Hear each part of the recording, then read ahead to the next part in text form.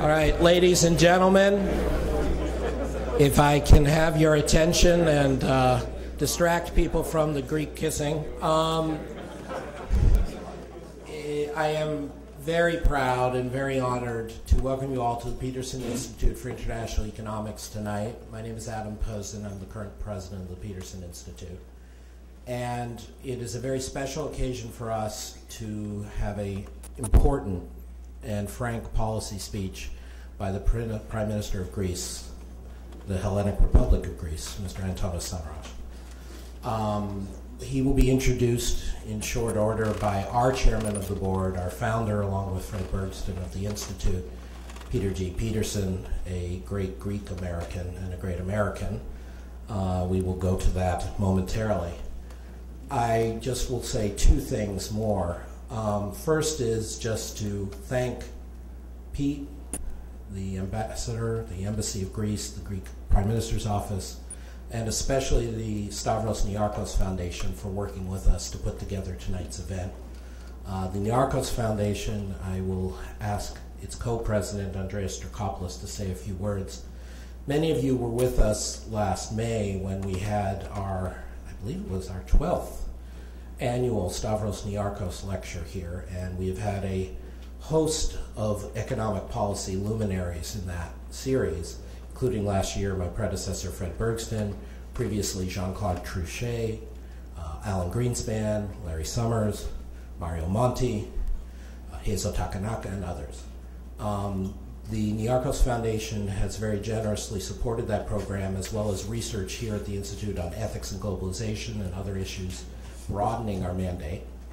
But we had a special occasion, thanks to Prime Minister Samaras and to our friend Andreas, to be able to house the Prime Minister tonight, and we're very grateful for that. I will simply say, before asking Andreas to say a few words, that I will repeat in much briefer form what I said last May. I personally am very beyond impressed, struck and inspired by what the Stavros Niarchos Foundation has been doing in Greece in response to the crisis. They rethought their mission. They're not only continuing to build the enormous cultural complex in Athens that many of you have heard about, it's been written about in the New York Times and elsewhere. They are doing so at a time when there's great social pain and economic pain in Greece. And they are doing so at the same time as trying to help build civil society and social provision for those hurt in Greece. And this harks back to the best images of Rockefeller Center going up in the Great Depression in the US, and the great foundations, including such as the Peterson Foundation here, doing work where it's needed. I don't normally speak that way even about very nice funders. But in this case, it's very sincere. And so it is a great honor for us to have the Prime Minister here. Our chairman, Pete Peterson, will introduce him. But I'd first like to ask Andreas Dracopoulos to speak on behalf of the Niarchos Foundation and to introduce Pete. Thank you very much.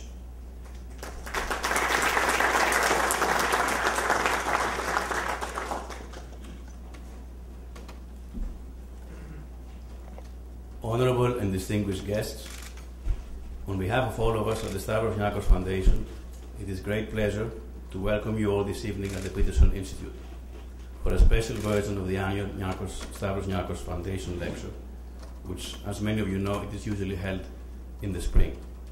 But this is an important event. Greece, as we all know, is going through one of its toughest periods in its modern history. Some could say it is actually fighting for its own survival in this new world order of the 21st century. Yes, we all know that Greece made a lot of mistakes, and it is not a coincidence that it now finds itself in its current predicament. But I do believe that few realize the amazing efforts by many in Greece today, whether they are common people who work very hard, day in, day out, and with minimum compensation in order to help their country recover, or politicians who, despite the bad name the profession carries with it, they give it all they have to help guide their country out of the abyss and into a better tomorrow for all. One of these individuals is the current Prime Minister of Greece, Mr. Antonis Samaras, who is here with us this evening. I happen to consider him a personal friend way before he got involved in politics, so I'm very happy on every level that he has accepted the Institute's invitation to share his views on the Greek situation with us all this evening. Our own foundation has been actively involved in the area of philanthropy around the globe and in Greece since 1996, when Stavros Niarchos, my great uncle, our founder, passed away. We all thank him for the opportunity he gave us to be of help to society at large. As the problems in Greece have multiplied exponentially in the last few years, since the crisis started in 2008-2009, so has our active philanthropic work. Whether our grants try to offer relief and alleviate the devastating repercussions of the terrible socioeconomic crisis that is tearing apart the social fabric of Greek society in many vital areas, or whether it has to do with offering hope for the future, including another major initiative that we will be announcing in a couple of days in a New York event, we always believe that proper collaborations among grantees and with others at all areas that comprise society as we know it today, public, private, philanthropic sectors, are vital for any effective positive impact of any grant-making activities. In that spirit, the Prime Minister has been, since day one, a truly effective collaborator in recognizing the areas that need help and acting accordingly, with the common denominator being the good of our society.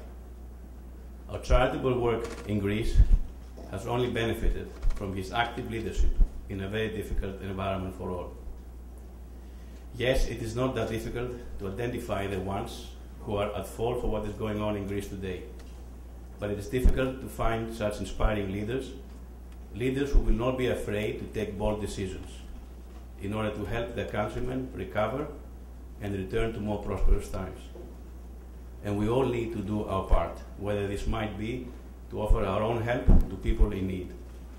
And we all have something to learn from what has gone on in Greece the last few years. So as an American citizen, as a Greek citizen, as co-president of our foundation, and last but certainly not least, as a member of the board of the Peterson Institute, I'm honored to be here this evening and welcome the friend and honorable Prime Minister of Greece to the Peterson Institute of International Economics to share with us his experiences and his thoughts on the very difficult project he has taken on, that of leading Greece out of the abyss and back into the society of once again prosperous countries of the world. A world that has always embraced Greece and its contributions to civilization at large during the last few thousands of years. Thank you.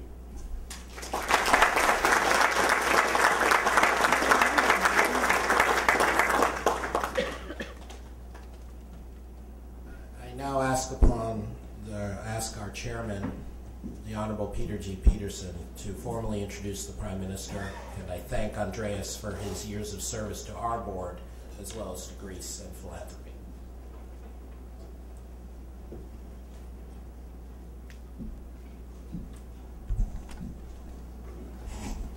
Mr. Prime Minister, I've just met you, but it's an enormous privilege to meet with you and sit next to you.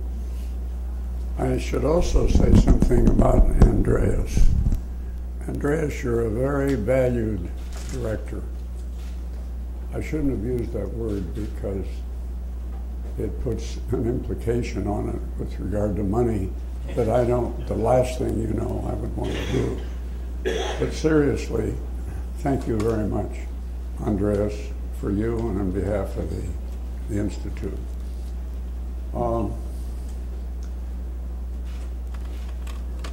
It seems to me, Mr. Prime Minister, that not only is it appropriate at this setting to define and amplify to your enormous contributions, but to meet some people that are important people in this country. I've mentioned Andreas. I haven't mentioned a person that you may not have heard of, namely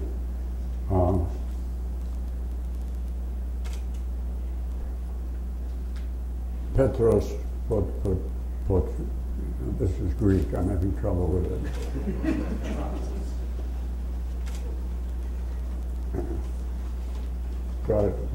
This is Dracopoulos, his name. I'm referring to my own name. You might be interested in what its origins are.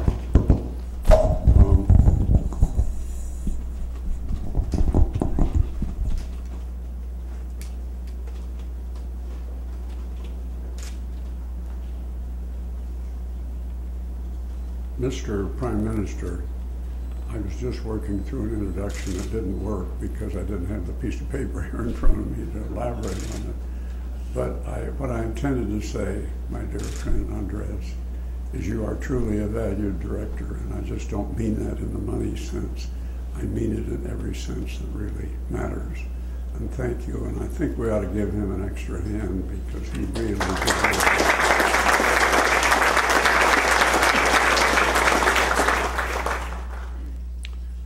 Now, Mr. Prime Minister, it seems to me that when you ascended to your current job, you were at the very center of the Greek crisis, but also the Euro crisis.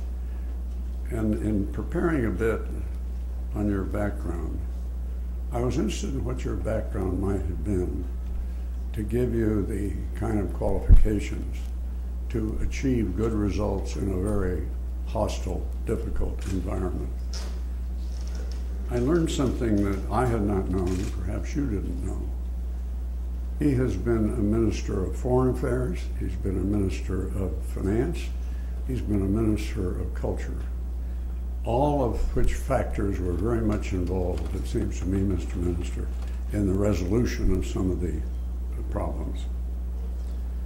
Now, we might logically ask, well, it's one thing for him to have these qualities in this background, but what kind of results has he gotten? What has come out of all this? And on the fiscal side, and I want to assure some friends of mine that are in the audience, I do not want to say one more word about fiscal deficits, or you will all leave, and that will be unfortunate. But it seems to me that we should assess your period so far in several terms, fiscal terms. It may surprise some of you, it surprised me, given the enormity of the numbers that have been thrown around about your deficits, that in fiscal year 2017, it is widely projected and predicted that Greece will have a primary surplus. And I think that's a perfectly extraordinary outcome in a most difficult environment. How has the market reacted? Well, it seems to me that that's a pretty good result when every market, equities, bonds, etc., returned over 30% since the beginning of the year. And I wish I had been wise enough and brave enough to put my money in Greece, but those that were had benefited enormously from that. Now, beyond the market, just a few personal comments again. I can't tell you, Mr. Prime Minister, how much I appreciate your coming and how proud I am, having had Greek parents, to have a Greek leader of your quality. But let me emphasize my name again, because people, I don't get enough credit, and besides that, that's a joke, allegedly. People get puzzled about how a person with dark skin could possibly have a name like Peterson, a Swedish name. And I explained to them, as I've tried to explain tonight, when you ask what is the word Petros, it's Peter. What is the word Opolos or Polos? It's son. So Peterson stands for son of Peter. And I think it's a perfectly logical thing that my grandfathers did. Far more logical than others I know about. So again, I want to say to you, sir, that it's a distinct pleasure and honor for us to have you here. And if I can follow up one more old comment, I want to say, I don't think I can do it. Ευχαριστώ. Yeah, that's good.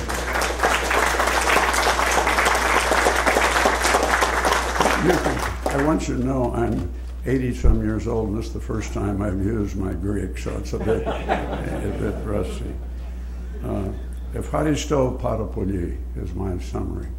And for those of you uneducated in foreign language, like, well, I won't put any names out there, but it's clear that anybody that has a name like Petros Petropoulos has got to have an edge somewhere in life.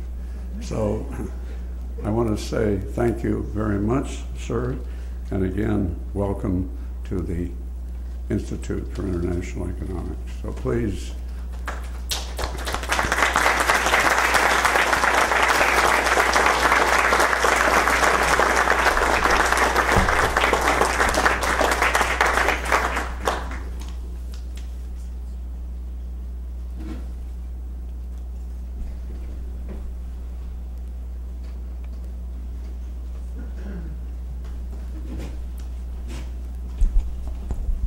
I would like very warmly to thank the Peterson Institute for the invitation to be here tonight. And I'm greatly honored by your presence, sir, Mr. Petros Petropoulos. Really honored. You have given all of us a lot to talk about. I met you when I was foreign minister back in 1990. And I've heard so much about you from different people, both in Greece and in the US, and they all love you very much for what you are. This is a really unique platform for challenging brainstorming and intellectual exchanges. But I have to say that I'm also honored to address this prestigious audience for the Stavros Niarchos Foundation annual lecture, and let me share with you my deepest respect for the Niarchos Foundation contribution to the Greek society at those trying moments and immense hardship. It is a living example of our best tradition of national benefactors. And let me also briefly express my personal feelings of appreciation and friendship to Andreas Dracopoulos for the leadership he provides to the foundation's activities.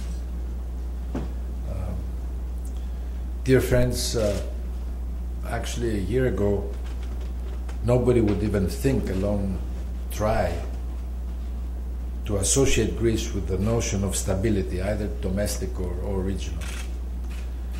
On the contrary, we were considered to be the trouble spot of Europe, internally unstable, on the verge of an exit from the Eurozone. I'm talking about the infamous Grexit.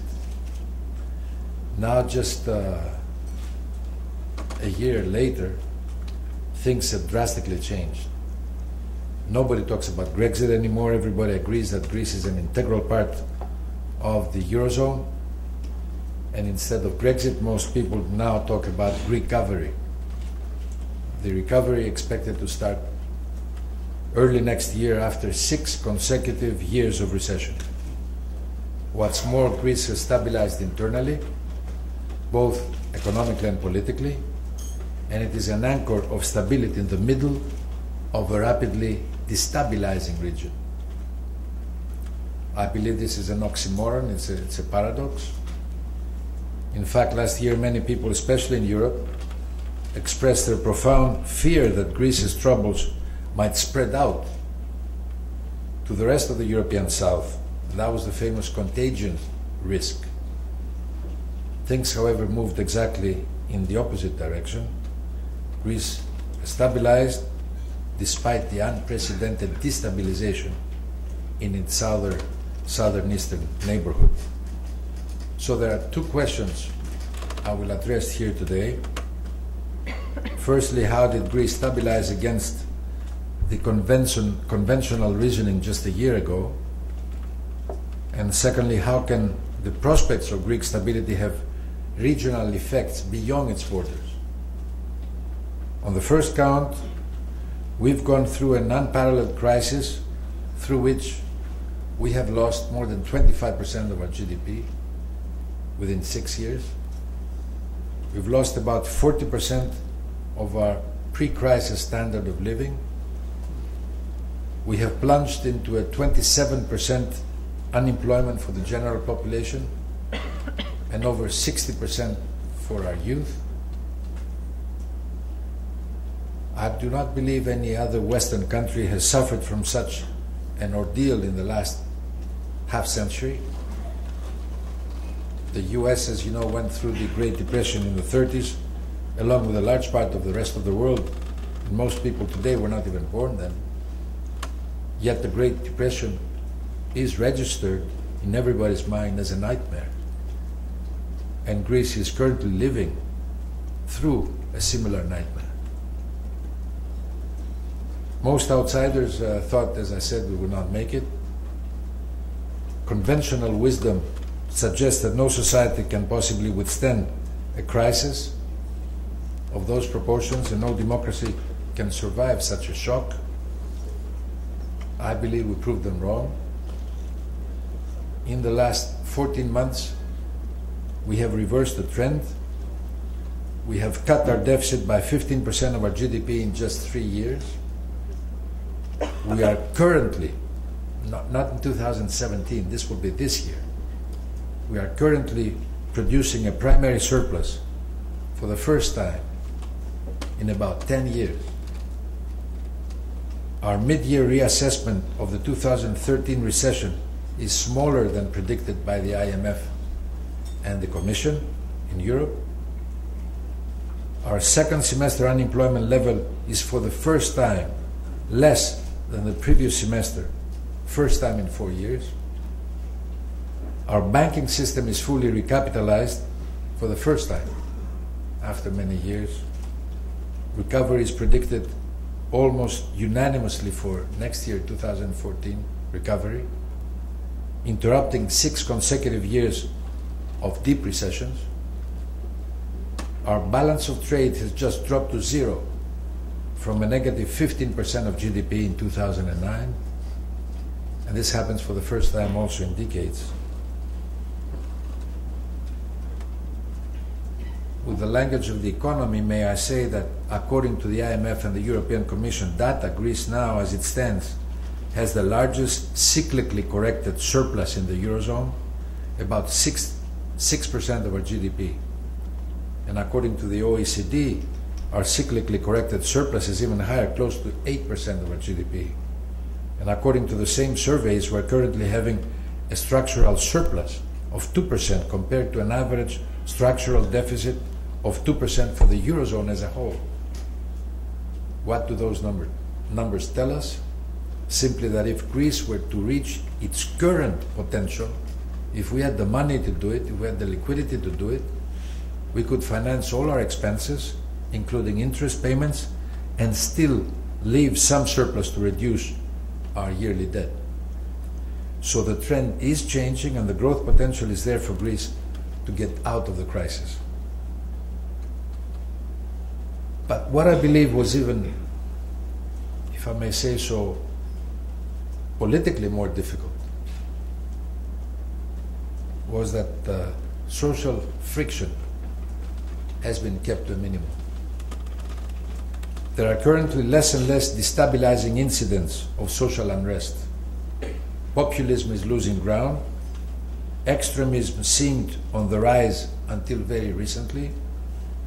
But as you might have read in the papers, we are now crushing it in a way fully within our constitutional framework and the rule of law. And I'm talking about the Golden Dawn, a fascist, neo-fascist neo-Nazi party, whose leader is currently in jail.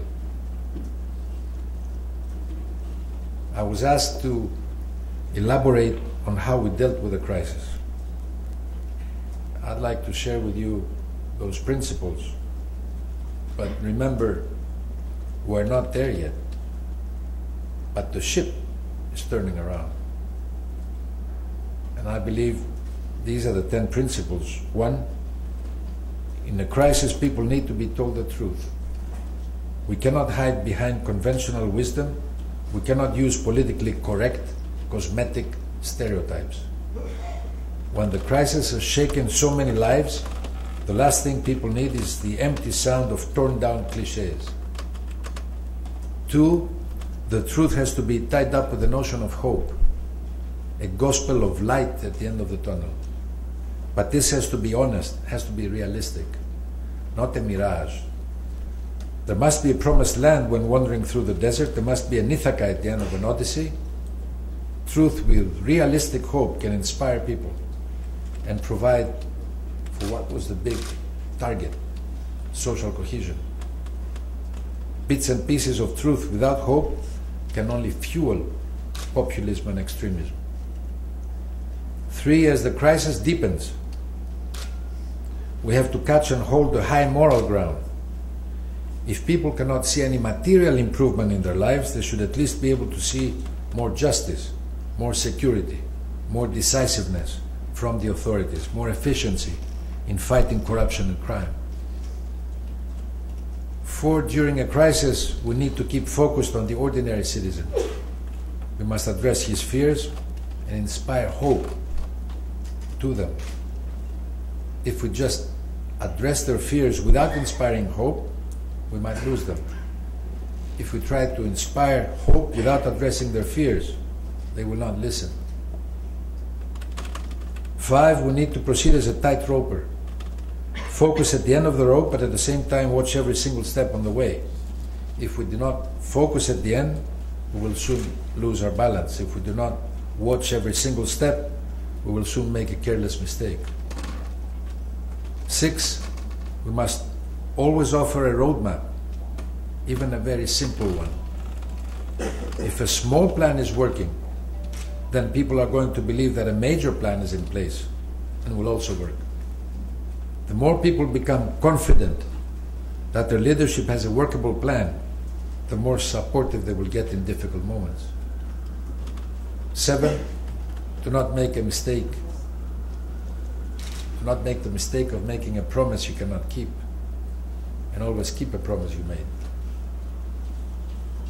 8, at every particular moment we must project the right mix of decisiveness and prudence. We should dare to act when we have to, and we should know how to wait when we cannot act on the spot. After all, this is what leadership is all about, to win the moment when you can, and to gain time when you cannot win the moment. 9, in order to succeed, we have to win many small battles and defeat many adversaries. But we should never become like our adversaries. If we want to defeat populism, we can never become populists ourselves. If we want to defeat extremism, we can never go to the extremes. A few days ago, as I told you, we crashed on a neo-Nazi group in Greece. We did it fully abiding by the law. We proved that our legal framework is fully equipped to deal with extremism. What was really required was political will and decisiveness to fully implement the law. Of course, we must always be ready to improve the existing law to face new challenges. But legislation alone does not solve problems automatically. It is the political will which must persist. Finally, 10, we don't need to rediscover the wheel. I believe it is wise to invoke past experiences and best practices. Restudying, for instance, Thucydides helps. Going back to Xenophon, to Plato, to Aristotle, to Polybius, to Thomas Jefferson, to Hamilton, to Abraham Lincoln, to Franklin Delano Roosevelt, to Churchill, to De Gaulle or Adenauer, also helps. Going back to their readings is more than an intellectual challenge. It is very rich with food for thought and valuable insights at difficult times. And this is exactly what you need in trying moments, to think out of the box. It is amazing how much past historical experience can help us just do that. Think out of our current little boxes. Dear friends, let me also share with you a very recent geopolitical, or if you wish, geostrategic development in our region that offers rich and new opportunities. Greece is going through a deep crisis, currently making its first steps out of it. But we're not alone in that. Cyprus is going through a similar painful path. It is also coming out of it gradually. Israel has gone through different crises in the last decades.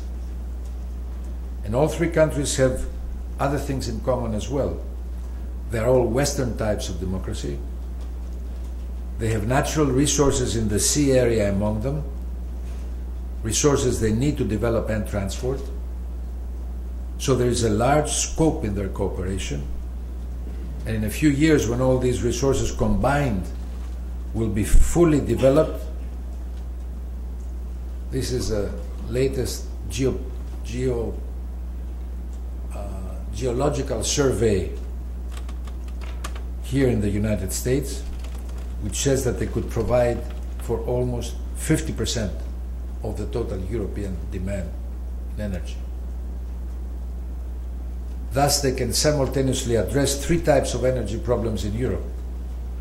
They can provide for environmentally friendly energy, they can provide for cheap energy, and they can provide for energy diversification for Europe.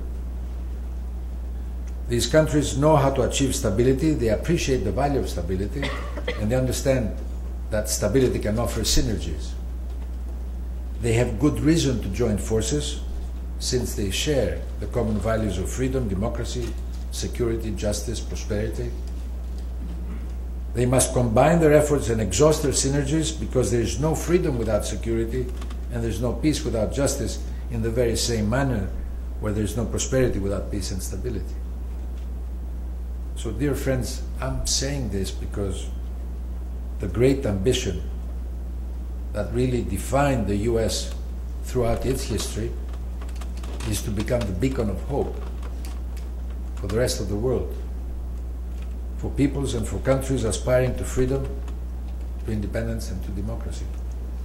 Today, in our troubled world, we also need local beacons of hope.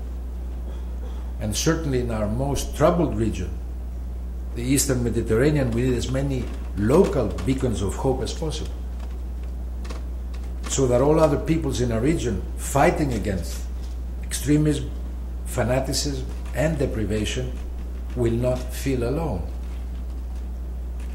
Indeed, freedom, justice, and democracy can bring many people together across country borders and across civilizations, especially in destabilized regions where they're mostly needed. Greece is on the southeastern tip of the European Union. Starting next January, Greece will assume the 6-month presidency of the Union. Obviously, Europe has a large stake in the stability of the Eastern Mediterranean. The United States has also a large stake on the stability of the region. Cyprus, another EU member, needs stability, and Israel needs it as well. So Greece can be the link, if you want, the catalyst to all those different needs that boil down to one focal demand: regional stability and security. And Greece can help generate synergies among different countries having similar or compatible concerns in the Eastern Mediterranean. In a nutshell, it's all about the different dimensions and the incredible dynamics of hope. Realistic hope reshapes and stabilizes our country as we speak, whereas local beacons of hope, teaming up, can reshape and stabilize our region. But these beacons of hope is more than just a word, because hope is the antidote to our worst fears. Hope is the bridge we cross when we leave behind the nightmares of the past and they're our most ambitious plans for the future. Hope is what defines us when we take our destiny in our hands. Hope is the most idealistic part of human nature. At the same time, hope is the most realistic requirement for our common pursuit of freedom, security, growth, and prosperity. Thank you very much.